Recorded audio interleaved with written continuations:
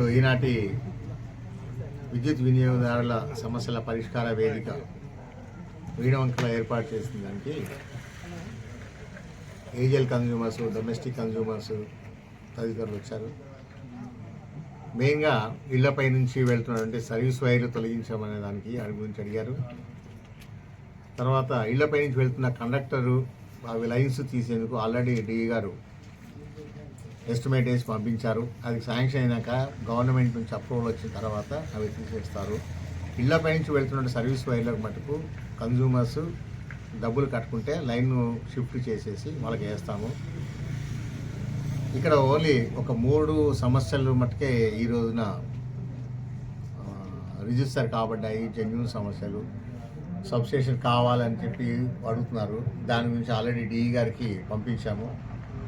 DE గారు SC గారితో, CM గారితో మాట్లాడి ఆ డైరెక్షన్లో కృషి చేస్తారు. కాకపోతే ఇక్కడ బిల్లింగ్ కంప్లైంట్స్ కానీ, లూజ్ లైన్స్ కానీ, ఓవర్లోడ్ డిటిఆర్స్ కానీ, కొత్త సర్వీసులు రిలీజ్ కావడం లేదు అన్న సమస్యలు కానీ ఇట్లాంటివి ఏమీ రాలేదు. దానికి కారణం ఏంటంటే ఇక్కడ ఉన్నటువంటి డిఈ గారు, ఏడీ గారు, ఏఈలు కూడా సమిష్టిగా పనిచేసి సమస్యలు అనేది ఉత్పన్నం కాకుండానే వాళ్ళు వాటిని పరిష్కరించడం మూలాన సమస్యలు లేవు. సో వాళ్ళని అభినందిస్తూ ఇది ఇట్లాగే కంటిన్యూ చేయాలని కోరుతున్నాను. సో ఇక్కడ ఉన్న మేజర్ సమస్య ఏంటంటే ఇక్కడ వీళ్ళకి కొన్ని ఇళ్లపై నుంచి ఎప్పుడో చేసినటువంటి లైన్స్ కింద ఇల్లు కట్టుకుని ఉండడం వల్ల ఆ సర్వీస్ వైర్లు తొలగించమని అడుగుతున్నారు. దానికి ముందు ఎవరైతే అర్జెంట్ ఉంటుందో వాళ్ళు డబ్బులు కట్టి చేయించుకోండి.